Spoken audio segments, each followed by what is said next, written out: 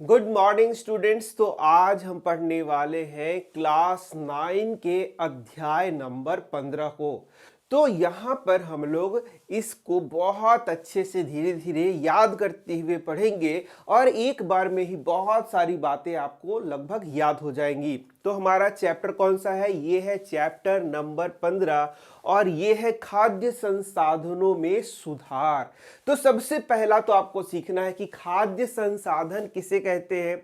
तो वे सभी संसाधन जिससे हमें खाद्य प्राप्त होते हैं, भोजन प्राप्त होते हैं, उसे हम लोग क्या बोलेंगे? खाद्य संसाधन कहेंगे। जैसे जो भी फसल है, फसल से हमें क्या मिलता है? बहुत सारे खाद्यान्न मिलता है, तो उसे हम लोग क्या बोलेंगे? खाद्य संसाधन किस कहेंगे। इसी तरीके से बहुत सारे फल हैं, सब्जियां हैं, उनसे भी हम लोगों को खाद्य प्राप्त होता है। इसी के साथ तुम देख सकते हो कि बहुत सारे ऐसे खाद्य पदार्थ हैं जो कि हमें पशुओं से प्राप्त होता है, यानी एनिमल प्रोडक्ट होते हैं। अब एनिमल प्रोडक्ट कौन कौन से होंगे? जैसे कि दूध हो गया, मांस हो गया, अंडे हो गया, मध हो गया, मछली हो गए, ये सब क्या हो गए? एनिमल प्रोडक्ट्स हो गए। तो इस तरीके से वे भी क्या है? खाद्य संसाधन के रूप में देखे जा सकते हैं। यानी कुल मिला के ये समझ लो कि जहां से हमें भोजन की प्राप्ति होती है उसे हम लोग क्या बोलेंगे? खाद्य संसाधन कहेंगे। तो चलो अब हम लोग अपने बुक की ओर बढ़ते हैं और नोट्स से हम लोग पढ़ रहे हैं। ये सारा नोट्स जो मैं पढ़ा रहा हूं वही नोट्स आपको डाउनलोड करके आप उसको देख सकते हो, जैसा कि आपको पता ही है। तो यहां पर सभी जीवों को भोजन की आवश्यकता होती है, ये हमारा पहला लाइन है। ये तो तुम हमेशा से जानते हो कि जितने भी जीव है उसको भोजन की आवश्यकता होती है। अब यदि मैं पूछूं कि भोजन की क्यों आवश्यकता होती है, तो उसको ऊर्जा के लिए भोजन की आवश्यकता होती है, साथ ही साथ उसके शरीर के निर्माण के लिए भी भोजन की आवश्यकता होती है। यहां से ही हम पहला प्रश्न ले सकते हैं कि भोजन से हमें क्या क्या मिलता है। तो ये भी आप जानते हो कि भोजन से हमें प्रोटीन, कार्बोहाइड्रेट, वसा, विटामिन और खनिज लवण प्राप्त होते हैं। ये सब कहां से हमें मिलते हैं? भोजन से मिलते हैं। देखा तुमने, ये सारी बातें तो तुम पहले से जानते ही होगे। हमारे भोजन का मुख्य स्रोत पौधे तथा जंतु हैं। ये मैंने शुरू में ही तुम्हें बताया कि हम लोगों का जो भोजन का मुख्य स्रोत है वह क्या है? वह पौधे हैं और जंतु हैं, यानी प्लांट्स और एनिमल्स। इनसे ही हम लोग अपने भोजन को प्राप्त करते हैं, ग्रहण करते हैं। हमें भोजन मुख्य रूप से कृषि तथा पशुपालन से प्राप्त होता है। तो तुम्हें पता है कि हमें भोजन कहां से मिलता है? प्लांट्स से और एनिमल्स से। तो प्लांट्स से जो हम लोगों को भोजन मिलता है वह कैसे मिलेगा? कृषि के द्वारा। और एनिमल्स से जो भोजन मिलेगा वो कैसे मिलेगा? जब हम लोग पशुपालन करेंगे तब। यानी कि हम लोगों को कुछ प्रक्रिया करना होगा जिसके बाद हम लोगों को ये भोजन की प्राप्ति हो सकेगी। यहां तक कोई दिक्कत नहीं, मुझे नहीं लगता कोई दिक्कत होगा। अब फसल तथा पशुधन के उत्पादन को बढ़ाना क्यों आवश्यक है? ये है हमारा पहला क्वेश्चन जो कि हमसे एग्जाम में पूछा जा सकता है कि भाई ऐसा क्यों है कि आजकल सभी लोग चिंतित हैं कि हमें फसलों का जो उत्पादन है उसको बढ़ाना होगा, जो पशुओं से प्राप्त सामग्री है उसके उत्पादन को बढ़ाना होगा। ऐसा आखिर क्यों क्यों सब लोग परेशान है कि आखिर इसको हमें क्लास 9 के चैप्टर में पढ़ाया जा रहा है कि कैसे हम लोग फसलों के उत्पादन को बढ़ाएं, कैसे हम लोग पशु से प्राप्त जो भी उत्पादन है उसको बढ़ाएं। ये आखिर हमें क्यों पढ़ना पड़ रहा है? तो इसका बहुत सरल सा उत्तर है। क्या है उत्तर? कि देश की जनसंख्या लगातार बढ़ती जा रही है, ठीक है, परंतु कृषि के लिए और अधिक भूमि की उपलब्धता संभव नहीं है। देखो, पॉइंट टू पॉइंट एग्जाम में लिखोगे तो फुल मार्क्स आएंगे। क्या पॉइंट है? कि भाई जनसंख्या लगातार बढ़ती जा रहा है और जनसंख्या यदि बढ़ती जाएगा तो उसके लिए भोजन की आवश्यकता भी बढ़ती जाएगी। लेकिन जो कृषि योग्य भूमि है, पहले तो ये समझ लो कि सभी भूमि पर कृषि तो नहीं किया जा सकता, तो वैसी भूमि जिस पर कृषि किया जा सकता है उसे हम लोग कृषि योग्य भूमि कहेंगे। तो वही पॉइंट तुम्हें याद रखना है कि कृषि योग्य भूमि की उपलब्धता और अधिक संभव नहीं है, यानी कि कृषि योग्य भूमि बढ़ नहीं रहा है, जनसंख्या बढ़ रहा है। यही कारण है कि इतनी बढ़ती आबादी के भोजन की व्यवस्था, उनका प्रबंध के लिए कृषि तथा पशुधन का क्षमता को बढ़ाना होगा, यानी कि उसके उत्पादन को हमें बढ़ाना होगा। और ये चैप्टर उसी से संबंधित है। देखो मैं क्या बोला, पॉइंट टू पॉइंट हमें पढ़ना है और याद करना है, तब जाकर के तुमने ये जो कोर्स लिया है उसका कुछ फायदा होगा। क्या क्या पॉइंट्स आ गए? पहला, जनसंख्या बढ़ रहा है, लगातार बढ़ रहा है। दूसरा, कृषि योग्य भूमि बढ़ नहीं रहा है, वो जितना है उतना ही है। इसी कारण से हमें कृषि तथा पशुधन के क्षमता को बढ़ाना होगा। अब पशुधन समझ रहे हो, जो भी हम लोग पशुओं को पालेंगे वो सारा मिलाकर के पशुधन कहलाएगा, इसमें कंफ्यूज मत होना। तो देखा तुमने, इस तरीके से यदि एग्जाम में लिखोगे तो मार्क्स बहुत अच्छे आएंगे, कोई दिक्कत। अब देखो यहाँ पर दो क्रांति दिया है, एक है हरित क्रांति, एक है श्वेत क्रांति। क्रांति कई प्रकार का हो सकता है, लेकिन पॉइंट टू पॉइंट एनसीईआरटी में लिखा है फसल उत्पादन के वृद्धि से संबंधित जो क्रांति हुई उसे क्या कहते हैं? हरित क्रांति। और दुग्ध उत्पादन से में वृद्धि के लिए जो क्रांति हुई उसे क्या बोलेंगे हम? उसे बोलेंगे श्वेत क्रांति। कोई दिक्कत? अब क्रांति मतलब युद्ध नहीं हो रहा है, उस क्षेत्र में उस चीज को सुधारने के लिए बहुत सारे व्यवस्था किए गए, उसे क्रांति यहां पर कहा जा रहा है। समझ रहे हो? अब चलो, अब आ गया तुम्हारा एक पॉइंट और दिया गया है, खाद्य सुरक्षा। खाद्य सुरक्षा इकोनॉमिक्स में मैंने बहुत अच्छे से पढ़ाया है, वहां भी तुम यदि कोर्स खरीदोगे तो इकोनॉमिक्स में भी पढ़ सकते हो। खाद्य सुरक्षा क्या है? तो खाद्य सुरक्षा का अर्थ होता है कि जो हमारा देश का सरकार है वो प्रत्येक व्यक्ति को खाद्य सुरक्षा देने का वादा करता है। खाद्य सुरक्षा देने का मतलब है कि प्रत्येक व्यक्ति को भोजन की उपलब्धता हो सके, यानी हमारे देश में कोई भी भूखा ना रहे। तो इसका प्रबंध कौन करता है? सरकार करती है। यानी कि खाद्य सुरक्षा का सीधा सा मतलब हुआ कि प्रत्येक व्यक्ति को भोजन मिले, प्रत्येक व्यक्ति तक भोजन पहुंचे। इसे ही क्या कहते हैं? खाद्य सुरक्षा कहते हैं। यही क्या है? खाद्य सुरक्षा है। समझ गए? अब देखो, खाद्य सुरक्षा फसल उत्पादन तथा उसकी उपलब्धता दोनों पर निर्भर है। खाद्य सुरक्षा का सबसे मूल बिंदु क्या होगा? सबसे मूल बिंदु होगा कि जो भोजन है उसको सभी लोगों तक पहुंचाना, गरीब से गरीब लोगों तक पहुंचाना।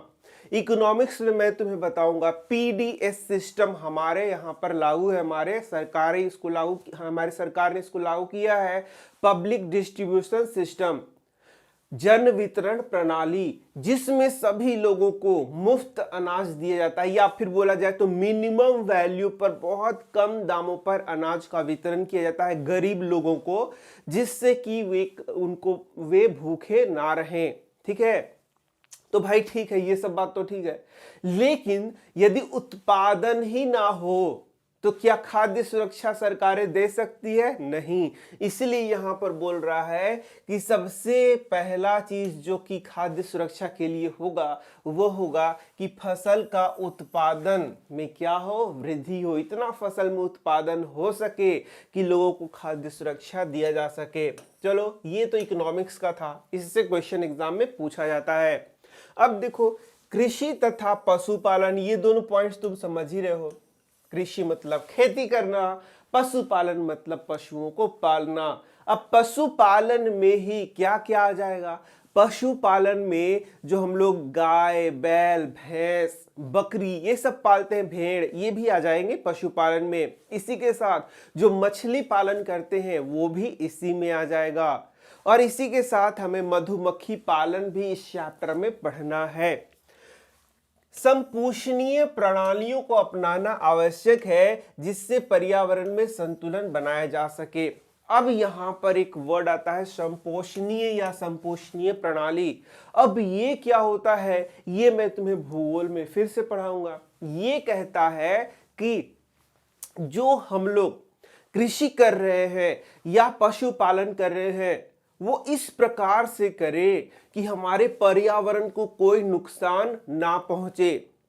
ऐसा नहीं कि हम बहुत सारा उर्वरक का उपयोग करके बहुत सारा खाद्यान्न को उगा लें या बहुत सारा फसल को उगा लें, लेकिन उतना ज्यादा उर्वरक यूज करने से क्या होगा, मिट्टी की उर्वरता खराब हो जाएगी, यानी मिट्टी वहां का अनुपजाऊ हो जाएगा धीरे धीरे। तो क्या ये अच्छी बात है? नहीं। तो कृषि का ये उद्देश्य नहीं है कि अभी हमें बहुत सारा फसल मिले। कृषि का ये भी उद्देश्य है, या फिर कृषि ना कह के बोले जाए कि संपोषणीय प्रणाली या संपोषणीय विकास का ये मतलब होता है कि आज तो हमारी आवश्यकताएं पूरी हो लेकिन भविष्य में भी हमें कोई समस्या ना हो, उसको हम लोग संपोषणीय प्रणाली या संपोषणीय विकास के नाम से जानते हैं। समझ रहे हो? तो यानी कि कृषि हमें इस प्रकार से करना है कि आज की आवश्यकता हमारी पूरी हो और भविष्य का जो नया जनरेशन आने वाला है उसको भी कोई समस्या ना हो, यानी हमारा पर्यावरण को कोई विपरीत प्रभाव ना पड़े। कृषि से अधिक उत्पादन प्राप्त करने के लिए वैज्ञानिक प्रबंधन प्रणालियों को अपनाया जाना चाहिए। अब ये तो जान रहे हो कि यदि कृषि से बहुत ज्यादा उत्पादन करना है तो बिना विज्ञान की क्या ये संभव है? नहीं संभव है। विज्ञान में विभिन्न प्रकार के नए नए तकनीकों का उपयोग करके हम लोग कृषि के उत्पादन में वृद्धि कर सकते हैं, और यही तो हमें पढ़ना भी है इस चैप्टर में। इस अध्याय में हमें क्या पढ़ना है? तो मुख्य रूप से फसल तथा पशुधन का प्रबंधन किस प्रकार से किया जाए जिससे कि उसका उत्पादन बढ़ सके, ये चीज हम लोगों को पढ़ना है। तो यहां देखो, पहला है फसल उत्पादन में उन्नति। तो बच्चा लोग कैसा लग रहा है ये बताओ। मुझे उम्मीद है, पूरा उम्मीद है कि जो मैं पढ़ा रहा हूं वो तुम्हें समझ में आ रहा होगा और काफी चीजें तुम्हें याद भी हो रहा होगा। तो यदि तुम्हें नहीं याद हो रहा है तो फिर से ये वीडियो को रिपीट करके देख सकते हो। अब तो तुमने कोर्स खरीद लिया है तो तुम आसानी से इस वीडियो को रिपीट कर करके बार बार देख सकते हो। चलो, हम अब फसल उत्पादन में वृद्धि कैसे कर सकते, उसमें उन्नति कैसे कर सकते हैं, ये बात है। तो अब इसमें पहला टॉपिक है कि हम विभिन्न खाद्य पदार्थ जो यूज करते हैं उससे अलग अलग प्रकार के पोषक तत्व हमें मिलते हैं जो हमारे शरीर को अलग अलग प्रकार से लाभ पहुंचाते हैं। इसको हम लोगों को समझ भी लेना है, याद भी कर लेना है। सबसे पहला है कार्बोहाइड्रेट।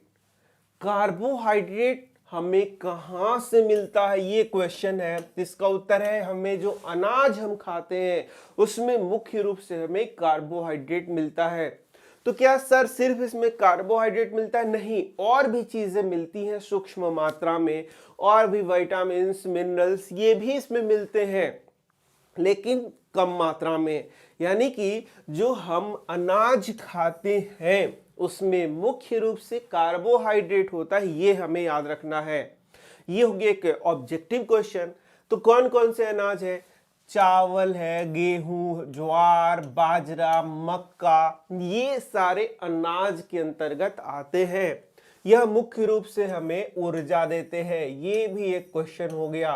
यानी कि कार्बोहाइड्रेट हमें मुख्य रूप से क्या देता है? ऊर्जा देता है। एकदम इंपॉर्टेंट क्वेश्चन हो गया। देखो यहाँ पर बाजरे को दिखाया गया है, तुम देख सकते हो। दूसरा, अच्छा, बहुत सारे बच्चे खेती से जुड़े हुए होंगे, उनको ये समझाने का जरूरत नहीं है, लेकिन कुछ पॉइंट्स हैं जो कि विज्ञान में स्पेशल अलग से पढ़ाई गया है, तो उसे तो तुम्हें समझना ही पड़ेगा। दूसरा है प्रोटीन। प्रोटीन हमें मुख्य रूप से कहाँ से प्राप्त होता है, तो दाल से। अब दाल कौन सा हो गया, चना, मटर, उड़द हो गया, मूंग, अरहर, मसूर, ये सारे दाल हो गए जिससे हमें प्रोटीन मिलता है। अब बोलेगा प्रोटीन से मुख्य रूप से क्या होता है हमारे शरीर में, तो बहुत सारी चीजें होती हैं, लेकिन मुख्य रूप से प्रोटीन हमारे मांसपेशियों को बनाता है। ये बात यहां से एक क्वेश्चन हो गया। तो देख सकते हो यहाँ विभिन्न प्रकार की दालों को दिखाया गया है।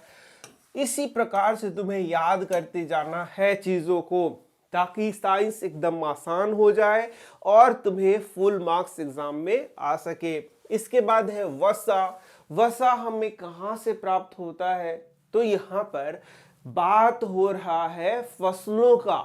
ठीक है, अब तुम बोलोगे वसा हमें मांस से प्राप्त होता है या फिर घी से प्राप्त होता है, तो घी और उसकी बात नहीं हो रही, यहाँ पर फसलों की बात हो रही है। किस फसल से हमें वसा, तो ये तेल वाले बीजों के पौधों से प्राप्त होता है, जैसे कि सोयाबीन, मूंगफली, तिल हो गया, अरंडी हो गया, सरसों हो गया, अलसी हो गया, सूरजमुखी हो गया। इससे हमें क्या मिलता है, वसा मिलता है। अब वसा क्या करता है, यह भी ऊर्जा, हमारे ऊर्जा को, बहुत ज्यादा ऊर्जा देता है हमारे शरीर को। ठीक है, लेकिन इसमें प्रोसेस थोड़ा सा अलग होता है, और साथ में शरीर में जो फैट होता है उसको बनाने में ये मदद करता है, यानी चर्बी को चढ़ाने में ये मदद करता है। तो ये सब बातें तुम यहाँ देख सकते हो। ये देखो यहाँ तिल का एक चित्र दिखाया गया है, और सरसों का तेल तो तुम लोग यूज ही करते होगे। अब उसके बाद विटामिन और खनिज लवण, ये हमें कहाँ से मिलता है, तो सब्जियों से, मसाले, फलों से हमें प्राप्त होता है। अब देखो पशुओं के लिए चारा। अब इससे क्वेश्चन तुम्हें आएगा कि कुछ ऐसे फसलों का नाम बताए जिससे पशुओं के लिए चारा हमें मिलता है, तो कौन सा हो गया, बरसीम, जई, सूडान घास। ये याद रखना है, बरसीम, जई, सूडान घास, बरसीम, जई, सूडान घास, बरसीम, जई, सूडान घास, बरसीम, जई, सूडान घास। याद करते जाओ भाई। देखो इतना मेहनत से तुम यहाँ पर आए हो, तो इसको याद करोगे तब ज्यादा तुम्हें फायदा होगा।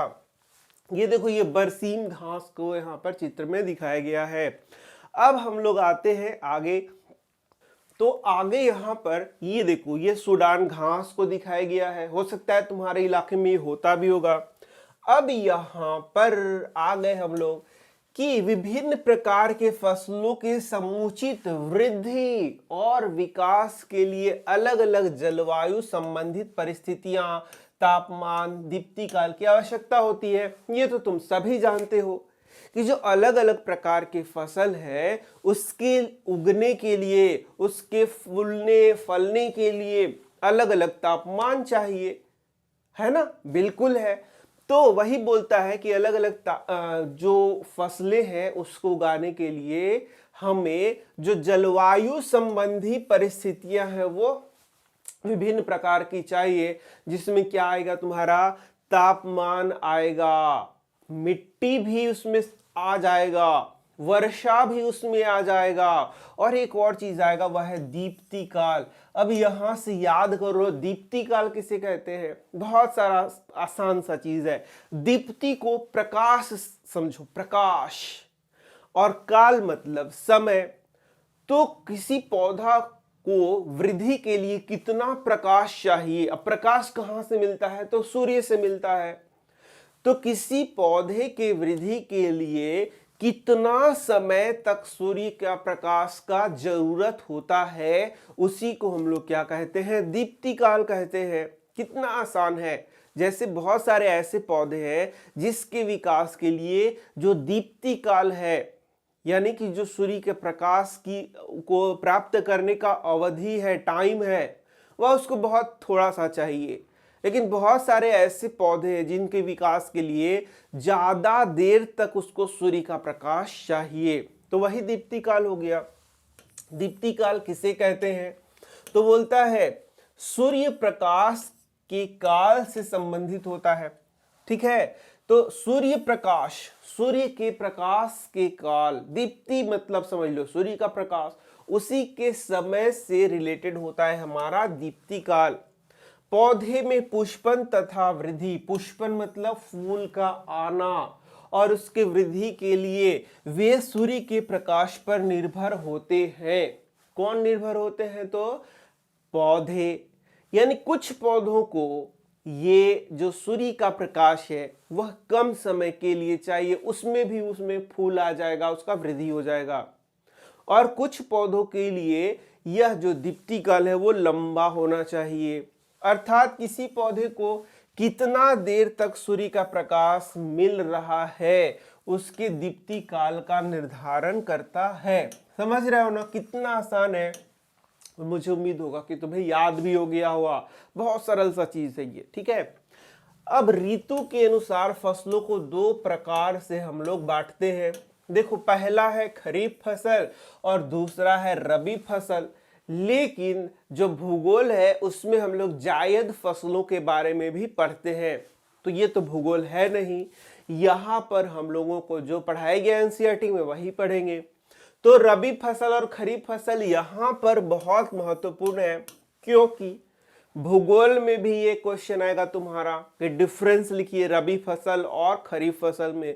इसी के साथ साइंस में भी आ जाएगा, तो दोनों जगह लिख देना। तो तुम जानते हो कि खरीफ फसल को वर्षा ऋतु में उगाया जाता है और रबी फसल को शीत ऋतु में उगाया जाता है। कितना आसान है। अरे रबी फसल को कब उगाते हैं? शीत ऋतु में। तुम यदि गांव से संबंधित हो तो तुमने देखा होगा कि जो चना है, मटर है, गेहूं है, ये सब शीत ऋतु में तुम्हें देखने को मिलेंगे। देखो अभी मैंने यहाँ पर क्या पहन रखा है, यहाँ पर मैंने जैकेट पहन रखा है, यानी कि यहाँ ठंडे का मौसम है। और ठंडे के मौसम में तुम देखोगे गेहूं, चना, मटर, सरसों, ये सारी चीजें तुम्हें देखने को मिलेंगी यदि तुम खेत वगैरह में जाते होगे तब। या फिर तुमने देखा होगा कि जो चना होता है, हरा चना, कब मिलता है? शीत ऋतु में मिलता है। तो इससे रिलेट करके एकदम आसानी से याद कर सकते हो कि भाई ये हमें कब प्राप्त होता है, तो ये शीत ऋतु में मिलता है।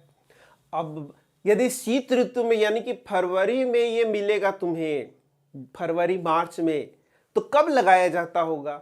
बिल्कुल, तो ये नवंबर में यानी कि अक्टूबर नवंबर में लगाया जाएगा, और तब जाकर के ये फरवरी से मार्च से अप्रैल महीने तक क्या होगा? हमें प्राप्त होगा। तो यहाँ एग्जैक्ट तुमको नहीं लिखना है, लेकिन वो मिला के लिखना है। जैसे नवंबर से अप्रैल लिख दिया, कहीं अक्टूबर से लिखा हुआ है फरवरी, तो ऐसे ही मिला करके इसको लिख देना है। तो ये कौन सा हो गया? रबी फसल हो गया। अब यदि हम बात करें वर्षा ऋतु की फसलें, तो कौन आएगा? तुमने देखा होगा कि वर्षा ऋतु में ही हमें क्या मक्का मिलता है। यहाँ मक्का नहीं लिखा हुआ है, मक्का।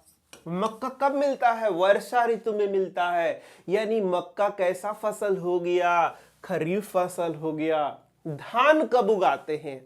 धान तुम जानते हो कि धान को उगाने के लिए बहुत ज्यादा बारिश की आवश्यकता होती है, और यह बारिश कहां से प्राप्त होगा? तो बारिश के सीजन में ही प्राप्त होगा। इसका मतलब धान भी क्या हो गया? एक खरीफ फसल हो गया।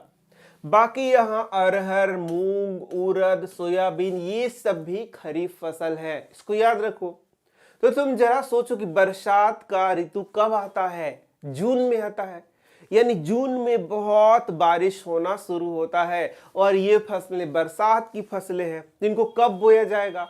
तो वही बोलता है कि लगभग जून जुलाई में इसको बोया जाएगा। अब देखो यहाँ जून लिखा है, लेकिन जून जुलाई।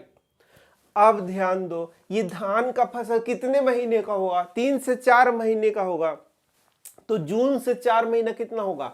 जून, जुलाई, अगस्त, सितंबर।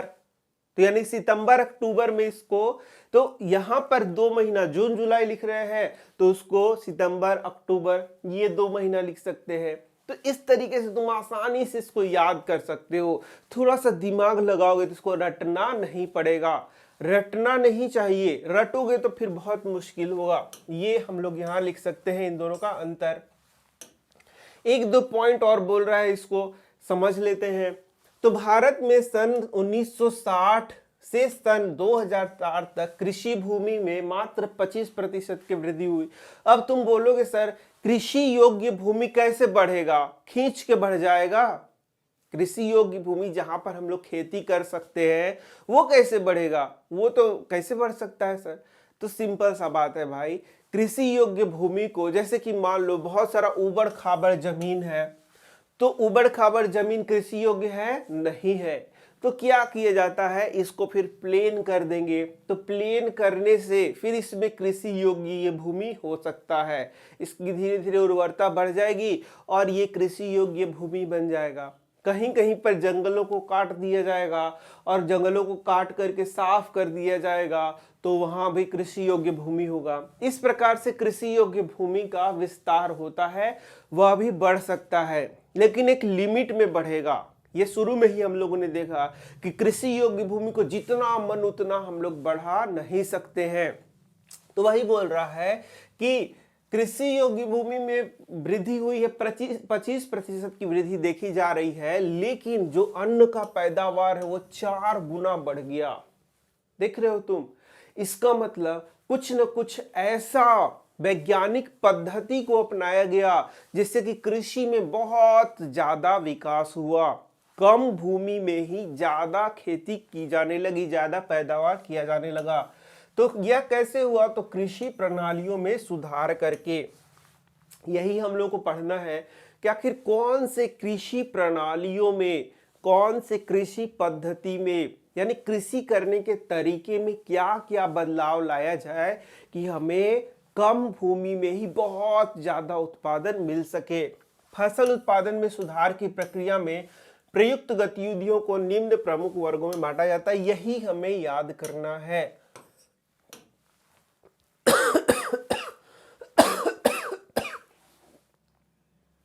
तो यहीं से हमारा सबसे पहला और इंपॉर्टेंट क्वेश्चन आ गया, और वो ये है, क्वेश्चन बोलता है कि फसल उत्पादन में को बढ़ाने के लिए, फसल उत्पादन को बढ़ाना है, लेकिन जो भूमि है, खेत है, वो उतना ही रहना चाहिए। ऐसा नहीं कि खेत भी बढ़ा दिया तो फसल भी ज्यादा होने लगा, नहीं, खेत जितना है उतना ही रहे, लेकिन फसल का उत्पादन उसमें बहुत ज्यादा हो। इसके लिए कौन कौन से गतिविधि हम लोग करेंगे? पहला भी क्वेश्चन आ गया तुम्हारा। तो ये देखो क्या क्या करेंगे।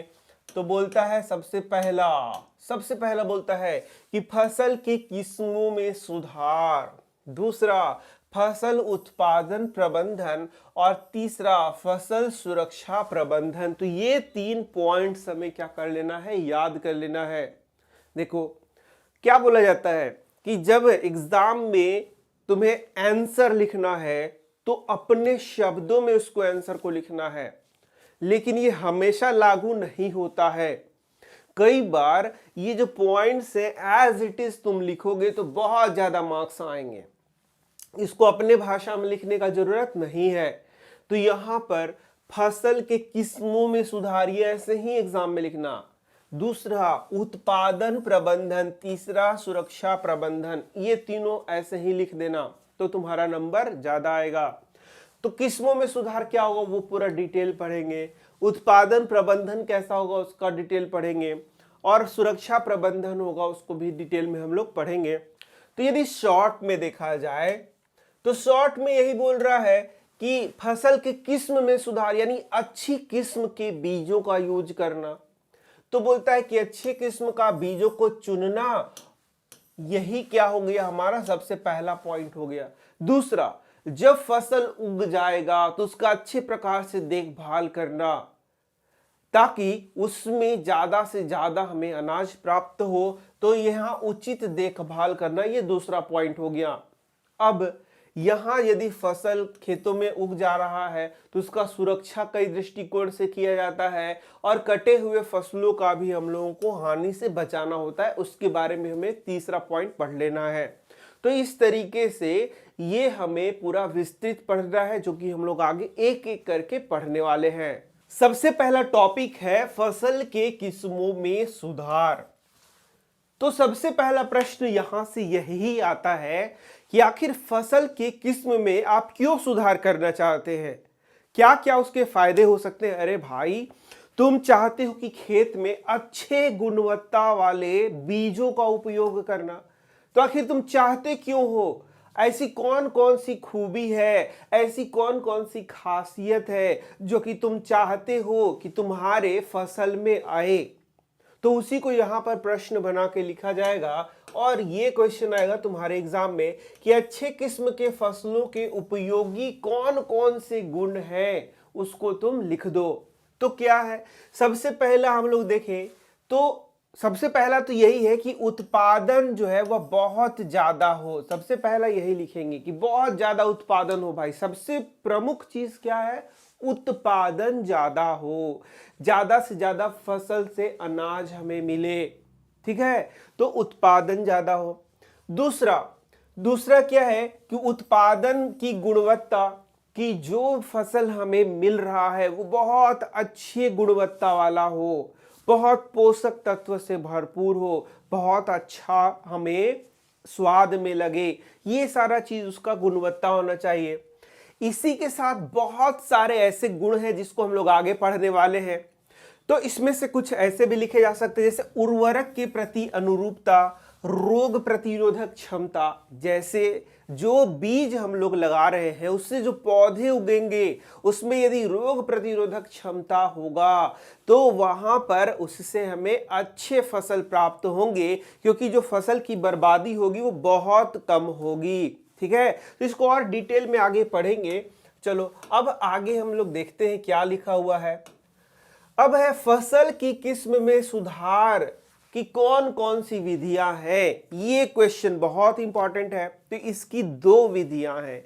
सबसे पहला है संकरण विधि। तो सबसे पहले संकरण विधि को हम लोग समझेंगे, ठीक है। उसके बाद दूसरी विधि क्या है, ऐच्छिक गुणों वाले जीन को डालकर, तो ये भी हम लोग पढ़ेंगे। तो ये दो विधि है। पहला है संकरण विधि यानी कि हाइब्रिडाइजेशन, उसको मैं पूरा डिटेल बता रहा हूं तुम्हें। और दूसरा है जीन मैनिपुलेशन यानी कि ऐच्छिक गुण वाले जीन को डालकर, इसके बारे में थोड़ा विस्तृत में बताऊंगा। तो देखो संकरण विधि, तो सबसे पहला है संकरण विधि। संकरण विधि मतलब हाइब्रिडाइजेशन। अब ये संकरण क्या होता है, संकरण का सीधा सा मतलब है कि दो अलग अलग पौधों के बीच जनन को करवाना। बस सिंपल वे में यही समझो। तो सबसे पहले तुम्हें समझना होगा कि आखिर जनन कैसे होता है पौधों में। तो पौधों में अलग अलग तरीके से जनन हो सकता है। हम लोगों को यहां पर थोड़ा सा सेक्सुअल रिप्रोडक्शन यानी लैंगिक जनन को पढ़ना है। तो पौधों में जो जनन होता है वह पुष्प में होता है, फूल में होता है। देखो जो फूल होता है उसमें मादा भाग होता है, यहां देख सकते हो क्लियर एक चित्र बनाया गया है पुष्प का, इसमें एक मादा भाग होता है। देखो यही है मादा भाग और ये है तुम्हारा नर भाग। तो फूलों में जो जनन होगा, सेक्सुअल रिप्रोडक्शन होगा, उसमें मादा भाग और नर भाग दोनों इसमें भाग लेंगे और दोनों के मिलने से फिर यहां पर सेक्सुअल रिप्रोडक्शन होगा, लैंगिक जनन होगा और इसमें बीज का निर्माण होता है। जैसे कि मनुष्यों में, गाय बैल में तुमने सुना होगा कि रिप्रोडक्शन के लिए नर और मादा की जरूरत होती है। नर और मादा के मिलने से ही क्या बनता है, शिशु का निर्माण होता है, बच्चे का निर्माण होता है। तो इसी प्रकार से यहां भी नर और मादा दोनों चीज जरूरी है। तो अब हम लोग यदि संकरण समझना चाहें तो संकरण कैसे होता है, तो इसमें कुछ खास नहीं है। इसमें दो पौधे लिए जाएंगे। ये देखो मान लो ये एक पौधा है और ये दूसरा पौधा है। अब ये दोनों पौधे में फूल आते हैं, फूल आए तो यदि हम लोग यहाँ पर ये एक फूल देखेंगे और इसमें भी क्या आ गया, एक फूल आ गया, तो एक पौधे का मादा भाग को हम लोग यूज करेंगे और दूसरे फूल का नर भाग को उपयोग में लाएंगे। तो इसका नर भाग और इसका मादा भाग और दोनों का क्या किया जाएगा, दोनों का लैंगिक जनन किया जाएगा यानी कि क्रॉस कराया जाएगा। मतलब यहाँ नर भाग से मादा भाग को मिला दिया जाएगा और इसके बाद इससे क्या बनेगा, बीज बनेगा। तो यही जो बीज होगा इसी को हम लोग संकर बीज के नाम से जानेंगे। यानी कि यह जो प्रक्रिया हुई इसी को संकरण या हाइब्रिडाइजेशन कहते हैं और इससे जो बीज पैदा होगा वही हमें चाहिए अपने फसल को उगाने के लिए। और इस प्रकार का जो बीज प्राप्त होगा वह बहुत अच्छा फसल देने वाला होगा, गुणवत्तापूर्ण होगा, उसमें बहुत सारे अच्छे अच्छे गुण मिलेंगे। तो यहाँ पर अब ये संकरण कैसे कैसे कराया जा सकता है तो ये तुम्हें एग्जाम में याद रखना है। तो इस लाइन को सबसे पहले अच्छे से याद कर लो। संकरण विधि में विभिन्न अनुवांशिक गुणों वाले पौधों में संकरण करवाते हैं। देखो यहाँ यदि अनुवांशिक गुण को हटा दो तो विभिन्न पौधों में यानी अलग अलग पौधों में, जैसे हम लोगों ने यहाँ लिया एक पौधा और ये दूसरा पौधा, इन दोनों के बीच में संकरण कराया जाता है, क्रॉस कराया जाता है, रिप्रोडक्शन कराया जाता है, जनन कराया जाता है, कुछ भी लिख दोगे तो इसे ही हम लोग क्या बोलते हैं, संकरण कहते हैं। अब यहां से बोलता है कि अनुवांशिक गुण अलग अलग होगा, तो वो कैसा अलग अलग होगा, यहां पर देखो देखो क्या क्या होगा। तो यहां बोलता है पहला हो गया यहां अंतरा किस्मीय। पहला क्या हो गया, अंतरा किस्मीय, यानी कि दो अलग अलग किस्म का जो हम लोग पौधा ले रहे हैं वो दो अलग अलग किस्म का होना चाहिए, तो उसे कहेंगे अंतरा किस्मीय। दूसरा होता है अंतरा स्पीसीज, यानी कि जो हम लोग दो पौधे ले रहे हैं उनका स्पीसीज अलग अलग होगा, तो उसको हम लोग क्या बोलते हैं, अंतरा स्पीसीज। और तीसरा है अंतरावंशीय, यानी कि दो अलग अलग जिनरा में यदि संकरण कराया जाएगा तो ये क्या होगा, अंतरावंशीय। ये तुम्हें याद कर लेना है। अब तुम बोलोगे सर आपने बोला कि पूरा डिटेल में पढ़ाएंगे और यहाँ आप सब वर्ड्स खा जा रहे हैं, आपने जीनस का मतलब नहीं बताया, स्पीसीज का मतलब नहीं बताया, जेनरा का मतलब नहीं बताया, तो आपने बोला कि अच्छे से पढ़ाओगे और ये वर्ड्स तो आप समझा ही नहीं रहे हो। तो बच्चों इसे अब याद कर लो, थोड़ा सा यहाँ पर इसे याद कर लो। अब ऐसा क्यों है, क्योंकि ये सारी चीज़ों को मैंने चैप्टर 7 में पूरा डिटेल में पढ़ाया है। वहाँ पर क्लासिफिकेशन तुम्हें बताया गया था, क्लासिफिकेशन में तुम्हें सारे चीज़ों को बहुत डिटेल में पढ़ाया गया है। वहाँ पर जीनस क्या है यह पढ़ाया गया है, स्पीसीज क्या है यह पढ़ाया गया है, ये सब चीज़ वहाँ पर पढ़ाया गया है। तो वहाँ पर तुम उसको पढ़ सकते हो चैप्टर नंबर 7 में, इसलिए यहाँ मैं डिटेल नहीं पढ़ा रहा हूँ।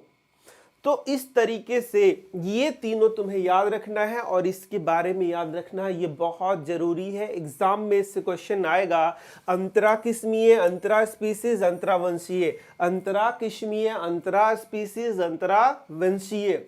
अंतरा मतलब क्या हुआ कि दो अलग अलग विभिन्न, समझ गए, उनके बीच में क्या कराया जा रहा है, यहाँ पर संकरण कराया जा रहा है।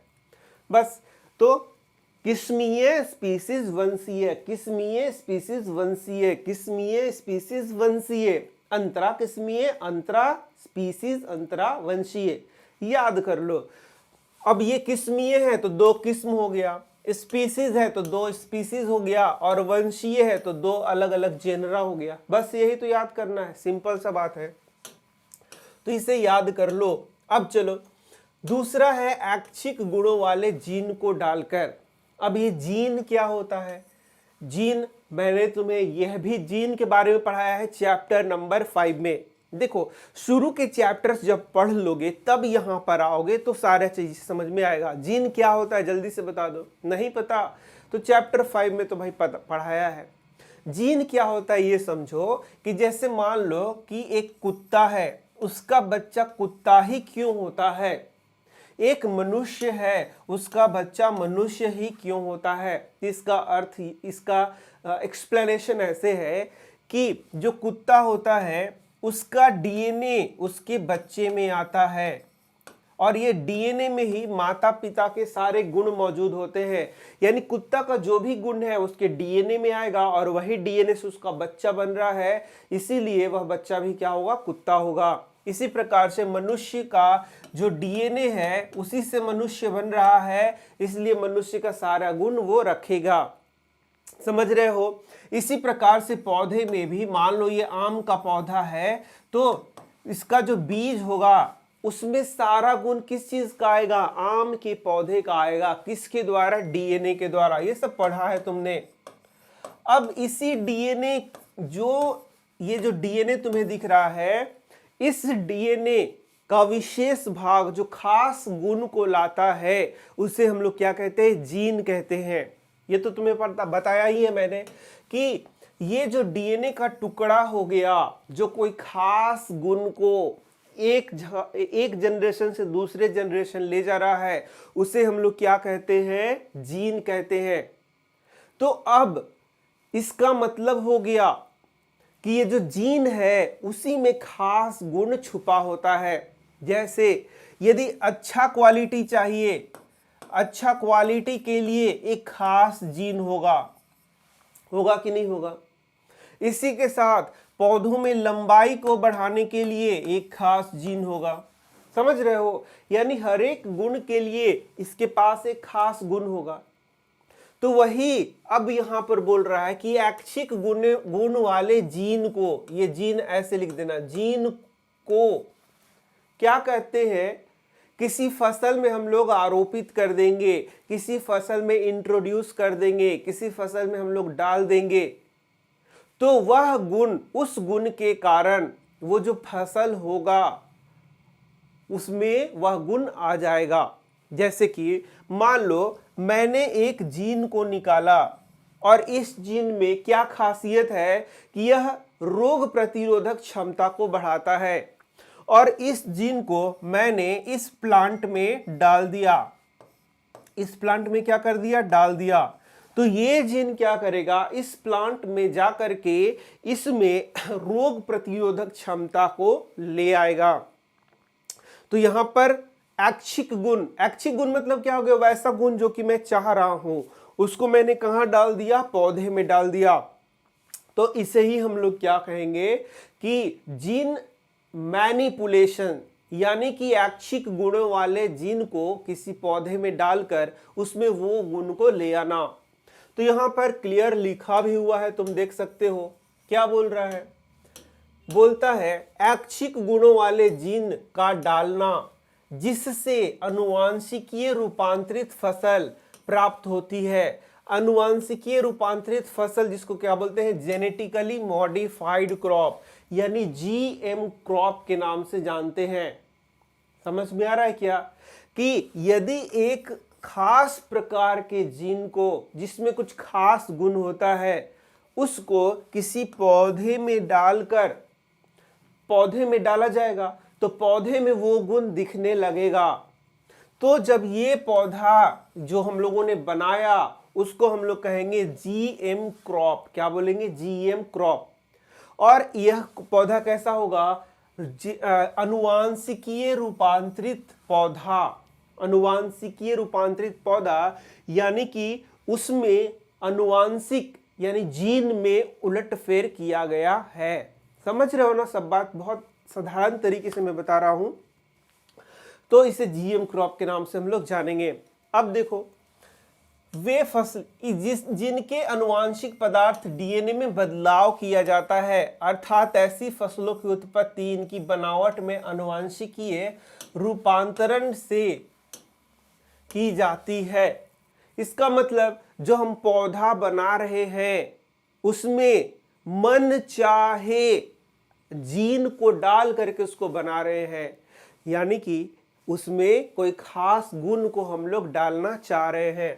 ठीक है, अब इस तरीके का पौधा को हम लोग जेनेटिक इंजीनियरिंग से तैयार करते हैं। तो ये सारा बात तुम नहीं भी लिखोगे तो भी काम चल जाएगा। एक दो लाइन तुम याद रखो कि ऐच्छिक गुण वाले जीन को किसी पौधे में डाल करके हम लोग उसको जब तैयार करते हैं तो उसे ही क्या कहते हैं, उसे ही जीन मैनिपुलेशन, यानी कि जीन को डाल करके नए पौधे का बनाना कहते हैं। तो इस तरीके से भी पौधों की किस्म में क्या किया जाता है, सुधार किया जाता है। तो ये कैसे करते हैं, एक चित्र द्वारा सिंपल यहाँ सिखाया गया है, यहाँ देख सकते हो तुम। ये देखो यहाँ पर हम लोग क्या करते हैं,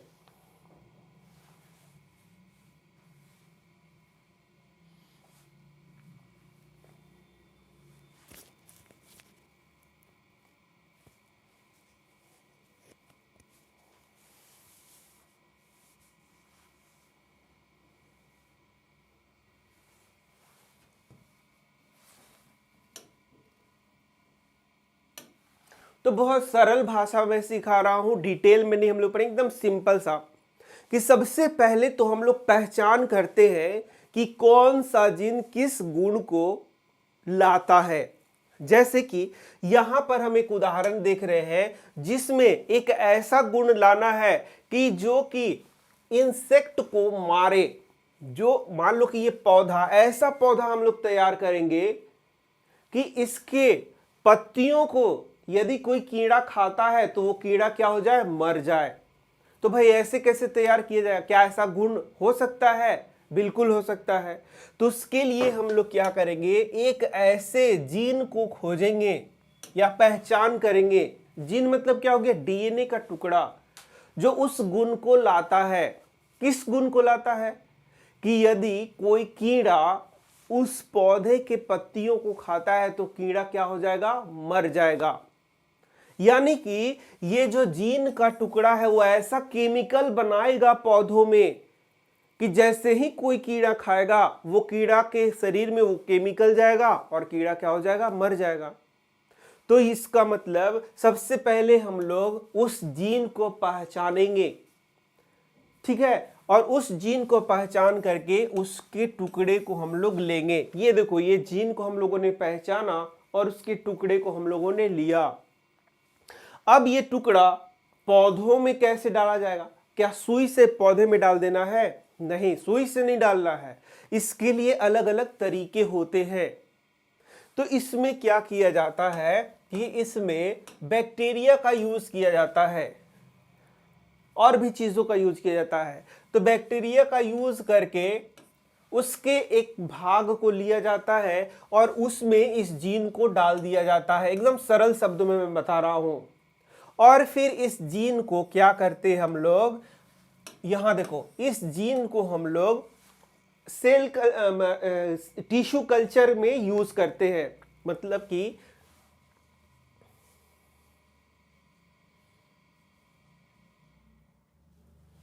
अब इस जीन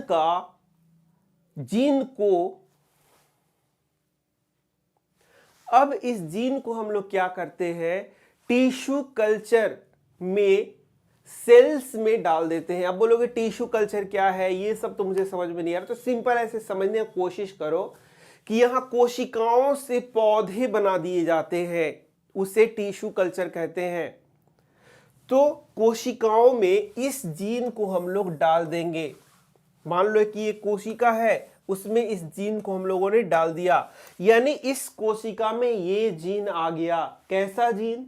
जो कि ऐसा केमिकल बनाता है कि जिस पर कोई इंसेक्ट, कीड़ा आएगा तो वह उसको खाते ही मर जाएगा, उस पत्ती को खाते ही मर जाएगा। तो वह जीन अब कहां आ गया, इस कोशिका में आ गया।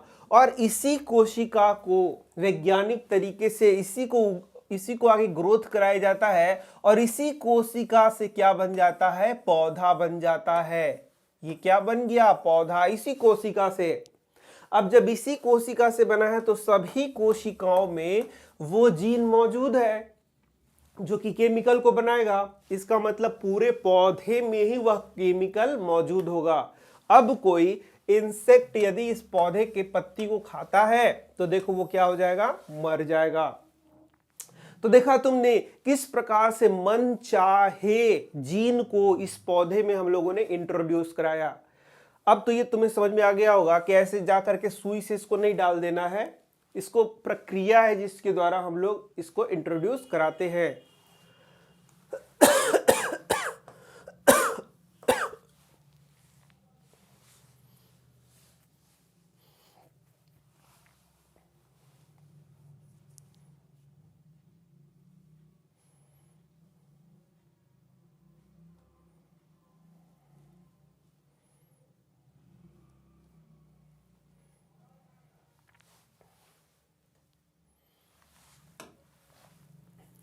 अब कभी कभी कुछ और प्रश्न तुमसे पूछे जा सकते हैं, इसके उत्तर को तुम अपने मन से भी लिख सकते हो। ऐसा नहीं कि एकदम से, मान लो कि एग्जाम में तुम्हें ये क्वेश्चन आ ही नहीं रहा है बनाने, तो ऐसा नहीं कि उसे छोड़ के आना है, कुछ पॉइंट्स अपने मन से बना बना करके भी लिख देना होता है। लेकिन यदि ये पॉइंट्स तुम्हें याद है तो मान के चलो एग्जाम में 100% मार्क्स जरूर आएगा।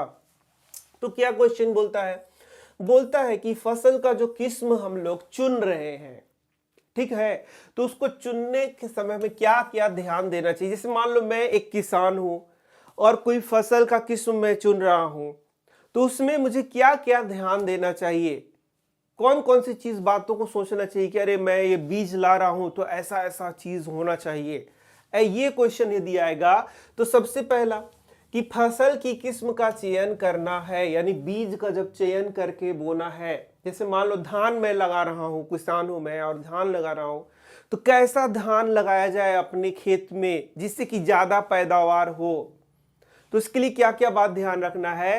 तो सबसे पहले हमें विभिन्न परिस्थितियों को विभिन्न परिस्थितियों को देखना है जिससे कि हमें क्या हो, अच्छा उत्पादन दे सके। जैसे कि अनुकूल परिस्थितियां में अंकुरित हो सकने वाले अच्छी गुणवत्ता वाले बीज उपलब्ध होने चाहिए। जैसा कि सबसे पहला तो ये देखना है कि उसका अंकुरण क्या हो, अच्छे से हो जाए। जैसे कि यदि गर्मी में उसको लगाया जा रहा है तो कम पानी में ही अच्छे से अंकुरित हो जाए। तो यदि वो अच्छे से अंकुरित होगा तो उसमें फसल मान लो कि तुम 100 बीज डाल रहे हो, 100 में 90 बीज अंकुरित हो जाते हैं, तो वह तुम्हारे लिए क्या होगा, फायदेमंद होगा। मौसम के परिस्थितियां जैसे सूखा तथा बाढ़ के पूर्वानुमान कठिन होता है, इसलिए ऐसे किस्म अधिक उपयोगी होते जो विविध वायु परिस्थितियों में उग सके। अब किसान ये चाहेगा कि मुझे ऐसा बीज मिले जिसको मैं लगाऊं, तो मौसम संबंधी जो चेंजेस आते हैं, मौसम संबंधी जो परिवर्तन आते हैं, उसको वो बर्दाश्त कर सके, उसको कोई परेशानी ना हो और वो अच्छा से ग्रो कर सके। कुछ ऐसी किस्में भी बनाई गई हैं जो उच्च लवणता और मिट्टी को भी क्या करती है, माने अलग अलग प्रकार की मिट्टी में भी उग सकती हैं। अब मान लो किसान के पास ऐसा मिट्टी है जिसमें सभी प्रकार के बीज उग नहीं सकते हैं, तो वो चाहेगा कि काश मुझे ऐसा बीज मिल जाए, ऐसी किस्म का बीज मिल जाए जो मेरे खेत में उग जाए। यानी उसका खेत में यदि उच्च लवणता है, हाई सैलिनिटी है, मिट्टी उसका जो मिट्टी है उसमें हाई सैलिनिटी है, या फिर उसका जो मिट्टी है उतना उस तरीके का उपजाऊ नहीं है, और उसे ऐसा बीज मिल जाता है जो कि उसमें अच्छे तरीके से उग जाए और कम पानी में ही उग जाए, और बहुत सारी जो पर्यावरण संबंधी या बोलेंगे जलवायु संबंधी परिस्थितियों को झेल पाए। यदि उसको ऐसा किस्म का बीज मिल गया तो सोचो कितना फायदा होगा। तो यही सब बातें हैं जिसको ध्यान में रख करके किसान को बीज लेना चाहिए। समझ गए? अब देखो, किस्मों में सुधार के लिए कुछ कारक या ऐच्छिक गुण, ये भी क्वेश्चन आता है कि कौन कौन से ऐच्छिक गुण हैं जिसको हम चाहते हैं कि हमारे किस्मों में आए। तो कुछ मैंने ऊपर बताया था, अब उसको डिटेल में हम लोग नीचे पढ़ लेंगे। तो देखो, कुछ क्वेश्चन आंसर तुम्हें पॉइंट्स वाइज करने हैं, कुछ को थोड़ा डिटेल करना है, जिसको पॉइंट वाइज भी आंसर कर सकते हैं। यदि क्वेश्चन आएगा कि किस्मों में सुधार के लिए कुछ ऐच्छिक गुणों को लिखे, आप कौन कौन से ऐसे गुण चाहते हैं जो कि आपके किस्म में हो, आपके बीज में हो। चलो तुम ही बता दो, सबसे पहला क्या चाहोगे? सिंपल सा, सबसे पहला तो हम लोग चाहेंगे उत्पादन में खूब वृद्धि हो, यानी उच्च उत्पादन वाला बीज हम लोग चाहेंगे। ऊपर भी मैंने बताया था कि हम लोग चाहेंगे कि ऐसा फसल हो जिसमें प्रति एकड़ फसल क्या हो, बहुत ज्यादा उत्पादन हो। अब प्रति एकड़ ना लिख करके तुम सीधा ऐसे भी लिख सकते हो कि इसमें उत्पादन बहुत ज्यादा हो। पहला पॉइंट हो गया।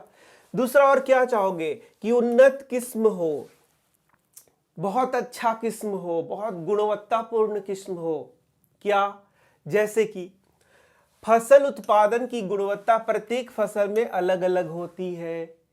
क्या? देखो, जैसे दाल यदि उगा रहे हो तो तुम क्या चाहोगे कि काश इस दाल में प्रोटीन प्रचुर मात्रा में होता तो बहुत अच्छा क्वालिटी का दाल होता। यानी हम दाल उगाते हैं तो हम चाहते हैं कि उसमें प्रोटीन की भरपूर मात्रा हो। तो यदि अच्छा बीज, ऐसा बीज जिसको उगाने पर जो फसल हो उसमें प्रचुर मात्रा में प्रोटीन हो, तो ये हमारा ऐच्छिक गुण हो गया, यानी कि उसकी गुणवत्ता को ये बताता है। यदि हम लोग तेल वाले चाहते हैं, फसल उगाते हैं, तो क्या चाहेंगे कि ऐसा तिलहन फसल उगाए जिसमें तेल की मात्रा ज्यादा निकले। फल तथा सब्जियों में हम लोग क्या चाहेंगे? फल तथा सब्जियों में बहुत सारा चीज हो सकता है, जैसे कि ऐसा फल या सब्जी हमें प्राप्त हो जो कि ज्यादा दिन तक चले, तोड़ने के बाद वो जल्दी खराब ना हो। और भी बहुत सारे गुण हो सकते हैं, मैं एकदम सिंपल सिंपल छोटे छोटे गुण बता रहा हूं। ये दो हो गया, पहला अधिक उत्पादन वाला, दूसरा उन्नत किस्म, तीसरा जैविक तथा जैविक प्रतिरोधकता, ये भी मैंने थोड़ा सा बताया था। तो जैविक जहां भी वर्ड आए वह जीवित चीजों से संबंधित होता है, और अजैविक जहां आए वह मृत चीजों से संबंधित होता है। तो हम यहां बात कर रहे हैं कि ऐसा फसल हो, मतलब ऐसा बीज हो जिससे जब फसल उगे तो वह जैविक प्रतिरोधकता वाला हो और अजैविक प्रतिरोधकता वाला हो। तो जैविक प्रतिरोधकता क्या हो गया? जिसमें रोग ना लगे, कीड़े ना लगे, निमेटोड भी क्या है, उसी प्रकार का चीज है। तो ये सारा चीज ना लगे ये हम चाहेंगे। ये जैविक प्रतिरोध वाले यदि पौधे मिल जाए तो क्या होगा? फसल की बर्बादी कम होगी और फसल बहुत ज्यादा होगा। दूसरा, अजैविक प्रतिरोध वाले पौधे मिल जाएं, बीज मिल जाएं, क्या होगा उससे? जैसे कि सूखा, क्षारता, जलाक्रांति, गर्मी, ठंड, पाला। जैसे तुमने सुना होगा कि जो गेहूं हम लोग लगाते हैं उसमें यदि पाला पड़ जाए तो उससे क्या होगा कि गेहूं का जो हमारा फसल है वो बर्बाद होगा। लेकिन मान लो तुम्हें एक ऐसा बीज मिल जाए जिसको लगाओ और जिस पर पाला का कोई असर ना हो, तो कितना बेहतरीन है बताओ। बहुत अच्छा बात हो जाएगा और तुम्हारा गेहूं का फसल बर्बाद नहीं होगा पाला पड़ने पर भी। तो यही सब ये जैविक कारक और अजैविक कारक है जो हमारे फसलों को बर्बाद कर देते हैं। और यदि हम ऐसा बीज तैयार करें जिसमें इन चीजों से वो उसमें प्रतिरोधकता हो, तो फिर बहुत अच्छा हम लोगों को फसल मिलेगा। व्यापक अनुकूलता। अब व्यापक अनुकूलता क्या है कि मान लो कि एक जो बीज है, एक प्रकार का जो बीज है, उसको अलग अलग जगहों पर हम लोग अलग अलग विभिन्न जलवायु परिस्थितियों में नहीं लगा सकते। कोई खास जलवायु में ही वो लगता है। लेकिन यदि उसमें व्यापक अनुकूलता हो तो क्या होगा कि अलग अलग पर्यावरण परिस्थितियों में भी फसल उत्पादन हो सकता है।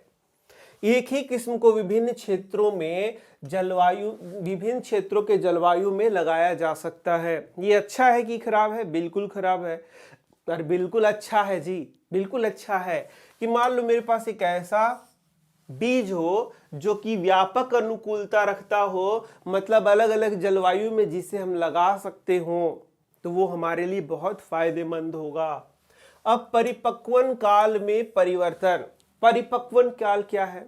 मान लो कि तुम गेहूं को आज लगाते हो और उसका फसल आता है 6 महीने बाद, और तुम्हारा पड़ोसी एक गेहूं के बीज को लगाता है आज ही और उसका फसल आता है 3 महीने बाद। तो बताओ किसका अच्छा है? बिल्कुल, यहां पर जो तुम्हारा बगलगीर है उसने जो फसल लगाया वो बहुत कम समय में वह प्राप्त हो जा रहा है, यानी कि उसका परिपक्वन काल क्या है, कम है, जिससे कि उसको बहुत फायदा हो रहा है। क्या फायदा हो सकता है? एक तो कम समय में उसे तुरंत जो लागत लगाया वो निकल जाएगा।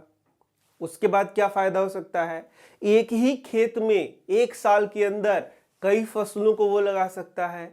और क्या फायदा है? अरे उसको पानी सिंचाई कम करना होगा, उसमें मेहनत कम करना होगा, उसमें उर्वरक कम डालना होगा। देखा तुमने कितने फायदे हो सकते हैं। तो यही बोलता है परिपक्वन काल में यदि परिवर्तन कर दिया जाए तो फसलों का उत्पादन काफी बढ़ सकता है। फसल को उगाने से लेकर कटाई तक कम से कम समय लगना आर्थिक दृष्टि से अच्छा होता है। कम समय होने के कारण फसल उत्पादन में धन भी कम खर्च होता है। समान परिपक्वन कटाई की प्रक्रिया को सरल बनाता है और कटाई के दौरान होने वाली फसल की हानि को कम करता है, यानी इसकी हानि क्या हो जाती है, कम हो हानि उसमें कम होता है। ठीक है, तो इस प्रकार से लास्ट है ऐच्छिक सस्य विज्ञान गुण। अब ये ऐच्छिक सस्य विज्ञान गुण क्या कहता है? बोलता है चारे, अच्छा ऐच्छिक सस्य विज्ञान गुण थोड़ा समझा दे रहा हूं। वैसे गुण जो कि हमें आवश्यक होते हैं अलग अलग पौधों में अलग अलग। जैसे कि यदि चारा का हम लोग फसल उगाते हैं तो हम लोग चाहते हैं कि खूब सारा उसमें पत्तियां आए। यदि हम लोग धान उगाना चाहेंगे तो हम लोग चाहेंगे कि धान में पत्तियां कम आए लेकिन बाली उसका जो आता है वो बहुत अच्छा हो। अब तुम बता सकते हो ऐसा क्यों? क्योंकि यदि धान का पौधा छोटा होगा और उसमें पत्तियां कम होगी और उसका जो बाली है जिसमें फसल आता है वो बड़ा होगा, तो वो हमारे लिए लाभदायक है। क्यों लाभदायक है? क्योंकि इसमें हमें कम पानी चाहिए, कम हमें खाद देना पड़ेगा और हमें फसल ज़्यादा मिलेगा, तो ये हमारे लिए फायदेमंद है। लेकिन यदि बात करें हम लोग एक घास की, तो घास में एकदम छोटे छोटे घास क्या तुम चाहोगे? नहीं, कभी नहीं। तुम चाहोगे कि बड़े बड़े घास के पत्तियां हो। क्यों? क्योंकि इसका चारा के रूप में हमें यूज करना है, और यदि चारा के रूप में यूज करना है तो हमें ज्यादा मात्रा में चाहिए। तो ज्यादा मात्रा में कब मिलेगा? तब मिलेगा जब इसकी पत्तियां बड़ी हो। तो इन्हीं गुणों को हम लोग सस्य विज्ञान गुण का, ऐच्छिक सस्य विज्ञान गुण कहेंगे। ऐच्छिक मतलब अपनी इच्छा के अनुसार। तो चारे वाले फसल के लिए क्या ऐच्छिक सस्य चाहिए तुम्हें? तो लंबी तथा सघन शाखाएं ऐच्छिक गुण है। सस्य विज्ञान वाली किस्म अधिक उत्पादन प्राप्त करने में सहायता देती हैं या सहायक होती हैं। इस तरीके से ये सारी चीजें तुम लिख सकते हो। तो आगे हम लोग अपने दूसरे टॉपिक की ओर, और ये है फसल उत्पादन प्रबंधन। फसल उत्पादन प्रबंधन में क्या क्या पढ़ना है? पोषक प्रबंधन, सिंचाई और फसल पैटर्न। सबसे पहला है पोषक प्रबंधन। तो पोषक प्रबंधन का सीधा सा अर्थ ये है कि जो हम लोग फसल लगा रहे हैं उसको बहुत सारे पोषक तत्वों की आवश्यकता होती है, बहुत सारे न्यूट्रिएंट्स की आवश्यकता होती है। उससे भी खास क्वेश्चन तुमसे पूछा जाता है। तो हमें उसी का प्रबंध अच्छे प्रकार से करना है जिससे कि जो हमारा फसल है वो बहुत अच्छा हो सके। किसान की लागत क्षमता, आर्थिक स्थिति तथा भूमि की उपलब्धता फसल तंत्र तथा कृषि की उत्पादन प्रणालियों को निश्चित करती है। बिल्कुल, जो किसान है वह कितना लागत लगाता है, कितना पैसे खर्च कर रहा है अपने खेती के लिए, और कौन कौन सी चीजों का उपयोग कर रहा है, वो सारा चीज मिला करके उसका उत्पादन को वो निर्धारित करता है। उसका उत्पादन ज्यादा होगा कि कम होगा। इसलिए उत्पादन प्रणालियां भी विभिन्न स्तर की हो सकती हैं, जैसे बिना लागत का उत्पादन, अल्प लागत उत्पादन अथवा अधिक लागत उत्पादन। तो भूगोल में इसको तुमने पढ़ लिया है। भूगोल में हम अलग अलग प्रकार की कृषि के बारे में पढ़ते हैं, जैसे जीवन निर्वाह कृषि हो गया, गहन कृषि हो गया, और इसी के साथ वाणिज्यिक कृषि हो गया। तो देखा था तुमने कि अलग अलग प्रकार की कृषि में जो लागत मूल्य है वह अलग अलग होता है, यानी कि जो किसान खर्च करता है वो अलग अलग रुपए खर्च करता है। तो ये सब बातें यहाँ पर लिखी गई है, एनसीईआरटी के पॉइंट्स है इसलिए इस नोट्स में डाला गया है। हालांकि तुम इसको याद रखो या ना रखो ऐसा कोई जरूरत नहीं है। अब आगे हमारा पोषक प्रबंधन। तो दूसरे जीवों की तरह ही पौधे भी क्या है, सजीव है। तो पौधे की वृद्धि के लिए, उसके विकास के लिए बहुत सारे पोषक पदार्थों की, पोषक तत्वों की आवश्यकता होती है। तो जो पोषक पदार्थ आवश्यक होते हैं उसे हम लोग क्या कहते हैं, पोषक तत्व कहते हैं। अब ये पोषक पदार्थ क्या है, कहाँ से मिलते हैं? तो पौधे को हवा, पानी तथा मिट्टी से प्राप्त होते हैं। ये बात ध्यान देना है कि पौधों को जो पोषक तत्व है वो कहाँ से मिलता है? तो हवा से मिलता है, मिट्टी से मिलता है, पानी से मिलता है। ये बात तीनों याद रखना है। अब चलो, अब यहाँ पर हमें ध्यान देना है कि कौन कौन से पोषक तत्व कहाँ से मिल रहे हैं। तो पौधों के लिए 16 प्रकार के पोषक तत्व आवश्यक है। एकदम याद रखो, ये सारे पॉइंट्स अभी याद रखना है। पौधों के लिए 16 पोषक तत्व जरूरी है। पौधे हवा से कार्बन तथा ऑक्सीजन, कार्बन यानी कि सी और ऑक्सीजन यानी कि ओ, ये ग्रहण करते हैं। पानी से हाइड्रोजन तथा ऑक्सीजन एवं शेष जो 13 पोषक तत्व है वह मिट्टी से प्राप्त करते हैं। इसका मतलब क्या हुआ, 16 में से हवा से क्या हो गया, 2, और पानी से तो हाइड्रोजन हो गया तो 3, तो बच गया 13। तो ये 13 पोषक तत्व वो कहाँ से प्राप्त करते हैं, मिट्टी से। कोई दिक्कत? पौधे कहाँ रहते हैं भाई, कहाँ उगते हैं, मिट्टी में उगते हैं। अब देखो, पौधों को 2 प्रकार के पोषक तत्वों की आवश्यकता होती है। तो ये जो 13 पोषक तत्व तुम्हें दिख रहा है ना, ये कहां से मिलेगा, मिट्टी से। और इसमें तुम्हारा कुछ पोषक तत्वों को हम लोग कहते हैं वृहत पोषक। और ये वृहत पोषक कितने हैं, ये है तुम्हारा 6। और कुछ को कहते हैं सूक्ष्म पोषक, और ये है तुम्हारा 7। तो 7 + 6 कितना होगा, 13। तो यहां से ये सारे प्रश्न तुम्हें एग्जाम में पूछे जाते हैं। पहला क्वेश्चन पूछेगा कि वृहत पोषक किसे कहते हैं। तो कुछ ऐसे पोषक तत्व है जिन्हें पौधे को अधिक मात्रा में चाहिए। क्या वर्ड याद रखना है, अधिक मात्रा में, बस इतना सा। तो कुछ ऐसे पोषक तत्व हैं जो कि कितने संख्या में, 6, उनको अधिक मात्रा में पौधे उसको ग्रहण करते हैं। इन्हें हम लोग वृहत पोषक कहते हैं। वृहत पोषक तत्व कौन कौन से हैं, अब ये याद रखना होगा। तो NPK ये याद रख सकते हो। N मतलब नाइट्रोजन, P मतलब फास्फोरस और K मतलब पोटेशियम। तो NPK ये तो तुमने पहले भी पढ़ा होगा। तो NPK सबसे पहला हो गया, 3। फिर हो गया कैल्शियम, मैग्नीशियम और sulphur. Calcium, magnesium, sulphur, calcium, magnesium, sulphur. तो ये कुल मिला के कितने हो गए, ये हो गए 6 पोषक तत्व, जिसे हम लोग वृहत पोषक तत्व कहते हैं। अब सूक्ष्म पोषक तत्व किसे कहेंगे, तो वे पोषक तत्व जिन्हें पौधे को सूक्ष्म मात्रा में आवश्यकता होती है। तो 7 पोषकों को वो जो पौधे हैं उनको कम मात्रा में आवश्यकता होती है, इसलिए इन्हें क्या कहते हैं, सूक्ष्म पोषक हम लोग कहते हैं।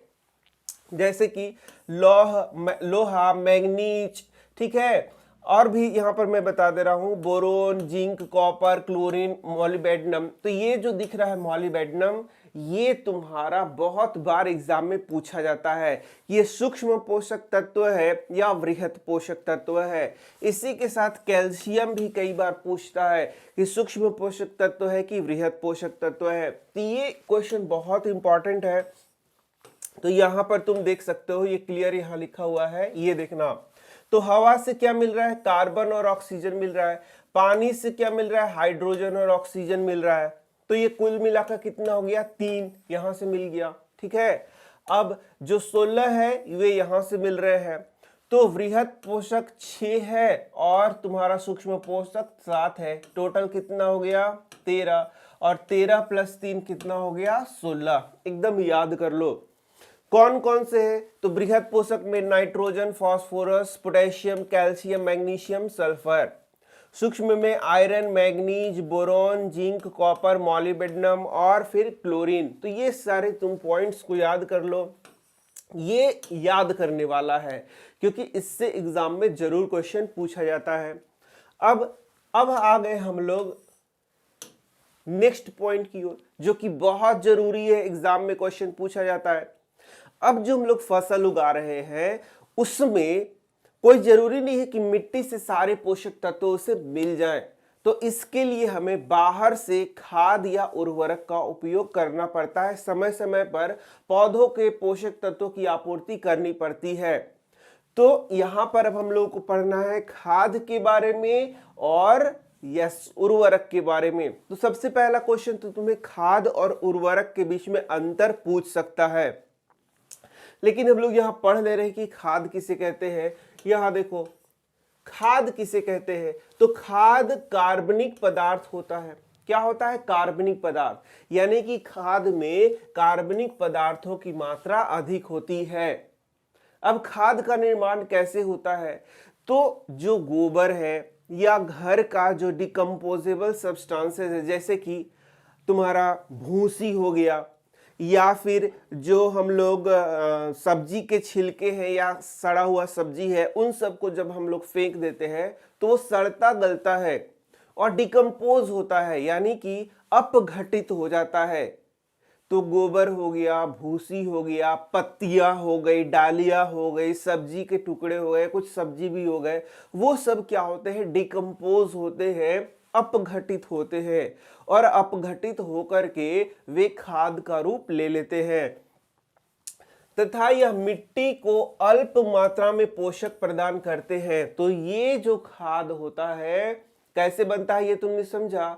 अब इससे मिट्टी को क्या मिलता है? पोषक तत्व, लेकिन वो बहुत कम मात्रा में मिलता है। खाद को जंतुओं के अपशिष्ट तथा पौधे के कचरे के अपघटन से तैयार किया जाता है। तो जंतुओं का अपशिष्ट मैंने बता दिया, और साथ ही पौधे के कचरे को भी उपयोग करेंगे, यानी कि पौधे का जो अपघटित मतलब जो वेस्ट पदार्थ है उसको हम लोग यूज करेंगे। खाद बनाने की प्रक्रिया में विभिन्न जैव पदार्थ के उपयोग के आधार पर खाद को निम्न वर्गों में विभाजित किया जाता है। अब खाद्य भी बहुत अलग अलग प्रकार के होते हैं, इसको हम लोग को देखना है। तो खाद के बारे में क्या क्या पॉइंट समझा तुमने? खाद के बारे में समझा कि जो जंतुओं का अपशिष्ट पदार्थ है, पौधों का जो वेस्ट मटेरियल है, मतलब कि जो उससे जो कचरा निकलता है, उन सब को, अब कचरा कहने का मतलब है जैसे पौधे से पत्तियां निकल रही हैं या घर के सब्जी के टुकड़े हो गए, उन सबको वहां पर कचरा का नाम दिया गया है। तो ये सारी चीजें जब अपघटित होती है तब खाद का रूप ले लेती है। अब खाद कार्बनिक पदार्थ होता है, यह मिट्टी की उर्वरता को बढ़ाता है लेकिन कम मात्रा में बढ़ाता है। तो ये सारे पॉइंट्स यहाँ पर हम लोग देख सकते हैं। अब आगे खाद के प्रकार। तो खाद कितने प्रकार के होंगे? खाद होंगे दो प्रकार के। सबसे पहला को कहेंगे कंपोस्ट तथा वर्मी कंपोस्ट, और दूसरे को हम लोग कहते हैं हरा खाद। तो कंपोस्ट क्या हो गया? कंपोस्ट पौधे व उसके अवशेष पदार्थ, कूड़े करकट, पशुओं के गोबर, मनुष्य के मल मूत्र आदि कार्बनिक पदार्थों को जीवाणु तथा कवक के क्रिया के द्वारा जब उसको खाद के रूप में बदला जाता है तो उसे हम लोग क्या कहते हैं? कंपोस्टिंग कहते हैं। यानी कि ये जो पदार्थ है, कौन से पदार्थ है? पौधे व उनके अवशेष, कूड़े करकट, पशुओं के गोबर, मनुष्य के मल मूत्र, कार्बन, ये सारे कार्बनिक पदार्थ है। इनको जब अपघटित किया जाता है किसके द्वारा? जीवाणु तथा कवक के द्वारा, तो उसे ही हम लोग क्या बोलेंगे? खाद बोलेंगे। और ये खाद कैसा होगा? ये कंपोस्ट खाद होगा। समझ गए? अब जब कंपोस्ट को केंचुए का उपयोग के द्वारा तैयार किया जाता है तो इसे वर्मी कंपोस्ट कहते हैं। अब जब कभी कभी क्या होता है कि कंपोस्ट का उत्पादन हम लोग केंचुआ की मदद से करते हैं। ये देखो, ये केंचुआ है, तो इसमें अपघटन का काम कौन करता है? केंचुआ करता है। और इस प्रकार से जो खाद बनाता है उसे हम लोग क्या कहते हैं, वर्मी कंपोस्ट कहते हैं। तो ये केचुआ खाद कैसे बनाता है, तो जो पदार्थ ऊपर बताया गया उसको ये केचुआ क्या कहता है, कंज्यूम कर लेता है, ले लेता है, और उसके बाद यह खाद के रूप में उसे निकालता है। समझ गए, तो उस प्रकार से खाद बनेगा। अब आ गया हरा खाद। तो हरा खाद क्या होता है, एकदम सिंपल सा चीज है। देखो, फसल को उगाने से पहले, जैसे जो मुख्य फसल हमें उगाना है, कहां पर उगाना है, अपने खेतों में उगाना है, तो उसको उगाने से पहले क्या करते हैं, कुछ पौधों को, जो खेत है हमारा उसमें कुछ पौधों को लगाया जाता है, जैसे पटसन, मूंग अथवा ग्वार उगा दिया जाता है, और उसके पश्चात उस पर हल चला करके उसको खेत में क्या करते हैं, हम लोग मिला देते हैं। समझ में आया। जो मुख्य फसल हमें लगाना है उसके पहले खेत को तैयार किया जाएगा। तो खेत को कैसे तैयार करेंगे, तो सबसे पहले हमारा खेत है, उस खेत में हम लोग पटसन, मूंग अथवा ग्वार उगा देंगे, और फिर हल उस पर चला देंगे, मतलब सबको मिक्स कर देंगे। तो उस प्रकार से भी वह खाद का रूप ले लेगा, और उस प्रकार के खाद को हम लोग हरा खाद के नाम से जानते हैं। ये हरे खाद में परिवर्तित हो जाते हैं, जो मिट्टी को नाइट्रोजन तथा फास्फोरस से परिपूर्ण करने में सहायता देते हैं। तो ये देखो, यही हरा खाद के बारे में यहाँ पर बताया गया है। जैसे मैंने तुम्हें बताया उसी प्रकार से हरा खाद हम लोग बनाते हैं। अब आ गया उर्वरक। तो अभी तक हम लोगों ने जो खाद पढ़ा वो प्राकृतिक रूप से बन रहा है, कार्बनिक पदार्थ से बन रहा है, उसमें सूक्ष्म पोषक तत्व प्राप्त होते हैं। उसको हम लोग कहाँ बना रहे हैं, फील्ड में, यानी कि खेतों में बना रहे हैं। और उसमें हम लोग क्या करते हैं, वह डिकम्पोजिशन के द्वारा बनता है, वो कहीं फैक्ट्री में नहीं बनता है, यानी कि वह कैसे बनता है, सड़ा गला करके बनाया जाता है। लेकिन अब हम लोग बात करेंगे उर्वरक की। तो खाद से यह विपरीत, यानी कि इसका अलग सारा प्रॉपर्टी होता है। उर्वरक को हम लोग कहाँ बनाते हैं, तो उर्वरक को हम लोग फैक्ट्री में बनाते हैं। उर्वरक में क्या होता है, तो उर्वरक में मुख्य रूप से केमिकल्स का उपयोग किया जाता है। इसमें अकार्बनिक पदार्थों का उपयोग किया जाता है। अब कार्बनिक पदार्थ क्या है, जिसमें कार्बन मुख्य रूप से रहता है, जैसे सजीव से जो प्राप्त होता है खाद, उसमें कार्बन मुख्य रूप से होता है, इसलिए उसे कार्बनिक पदार्थ कहते हैं। और जो हमारा उर्वरक है वह अकार्बनिक पदार्थ से बनता है। देखो, पॉइंट्स फिर से समझ लो। जो उर्वरक है वह फैक्ट्री में बनता है, वह केमिकल होता है, यानी कि अकार्बनिक पदार्थ से बना होता है। इसमें बहुत ज्यादा पोषक तत्व पाए जाते हैं, उर्वरक में बहुत ज्यादा पोषक तत्व पाए जाते हैं। इसे ज्यादा मात्रा में डाल दो तो मिट्टी की उर्वरता खराब हो जाएगी, यानी कि यह मिट्टी की उर्वरता को नहीं बढ़ाता है। तो ये सारे पॉइंट्स इसके बारे में याद कर सकते हो। तो उर्वरक व्यावसायिक रूप से तैयार पादप पोषक है, यानी कि यह क्या है, एक पोषक तत्व है। ठीक है। उर्वरक नाइट्रोजन, फास्फोरस तथा पोटेशियम, मुख्य रूप से NPK देता है। ठीक है। उर्वरक आसानी से पौधों द्वारा अवशोषित कर लिया जाता है तथा पानी में ये घुलनशील होता है। यही कारण है कि अत्यधिक मात्रा में यदि उर्वरक को उपयोग किया जाए तो क्या होगा, यह मिट्टी की उर्वरता को खराब कर देगा। अब देखो इनमें अंतर, ये क्वेश्चन एग्जाम में पूछा जाता है, खाद और उर्वरक में अंतर करिए, बहुत इंपॉर्टेंट क्वेश्चन है। तो खाद मुख्य रूप से कार्बनिक पदार्थ होते हैं, और जो उर्वरक है वह अकार्बनिक पदार्थ होता है। पहला समझ गए। दूसरा, ये प्राकृतिक पदार्थ से बने होते हैं, ये रासायनिक पदार्थ से बने होते हैं। दिमाग में जो बातें मैंने पढ़ाई है वो सब रखोगे तो आसानी से इसके अंतर को कर सकते हो। खाद में कम मात्रा में पोषक तत्व पाए जाते हैं और उर्वरक में बहुत ज्यादा मात्रा में पोषक तत्व पाए जाते हैं।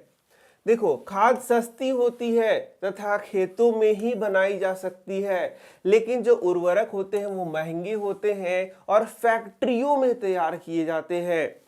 खाद के द्वारा ह्यूमस की मात्रा बढ़ाई जाती है। खाद जो हम लोग बनाते हैं वह प्राकृतिक रूप से मिट्टी में ह्यूमस की मात्रा बढ़ाता है, जिससे कि मिट्टी की उर्वरता बढ़ती है। लेकिन जो तुम्हारा उर्वरक है उससे कोई ह्यूमस की मात्रा नहीं बढ़ती है।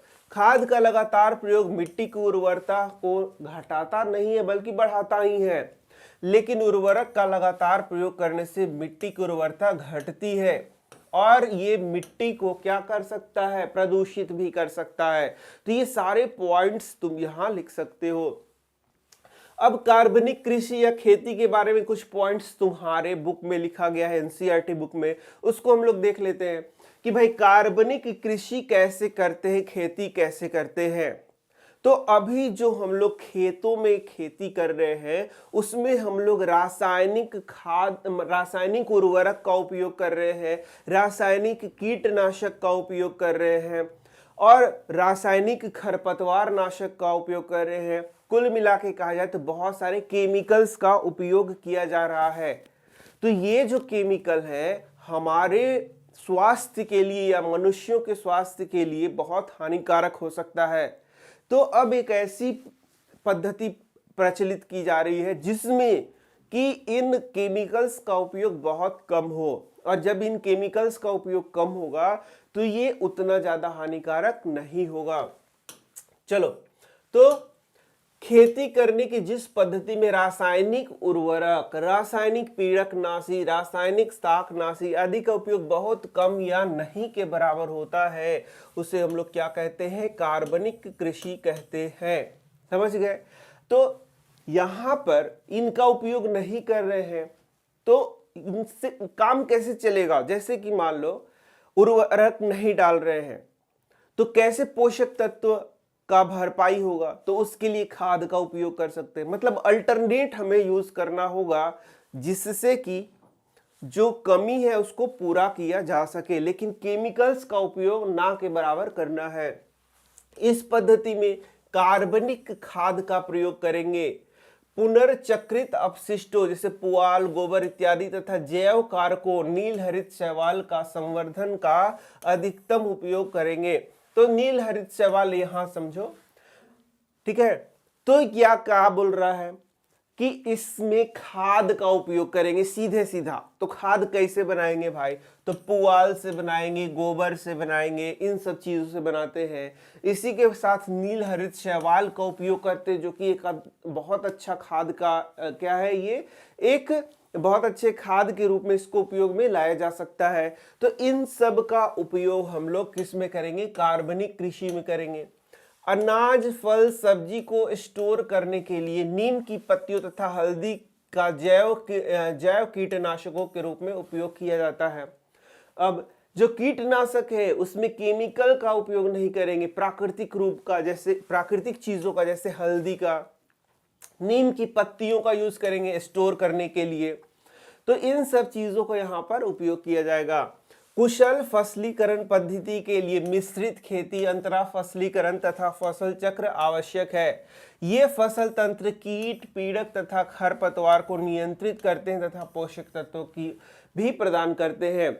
तो ये वाला टॉपिक हम लोग आगे पढ़ेंगे।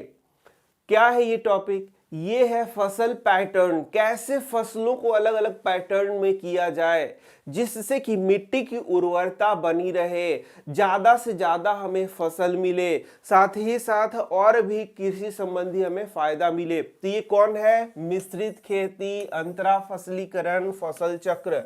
इसको हम लोग आगे पढ़ने वाले हैं और उससे क्वेश्चन भी आता है एग्जाम में। तो आ गया नेक्स्ट सिंचाई। सिंचाई से बहुत ज्यादा समझने का जरूरत नहीं है क्योंकि सिंचाई के बारे में तो खुद ही तुम जानते हो। तो कम वर्षा होने पर फसल का उत्पादन कम होता है, ये जान रहे हो?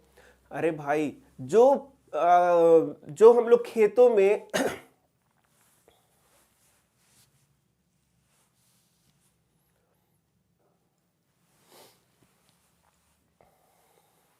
हम लोग खेतों में जो फसल लगा रहे हैं उसको पानी की बहुत आवश्यकता होती है। कुछ फसलों को तो बहुत ज्यादा पानी की आवश्यकता होती है, इसे हम लोग मानसून में बोते हैं, और कुछ फसलों को कम पानी की आवश्यकता होती है, लेकिन पानी जरूर से जरूर चाहिए।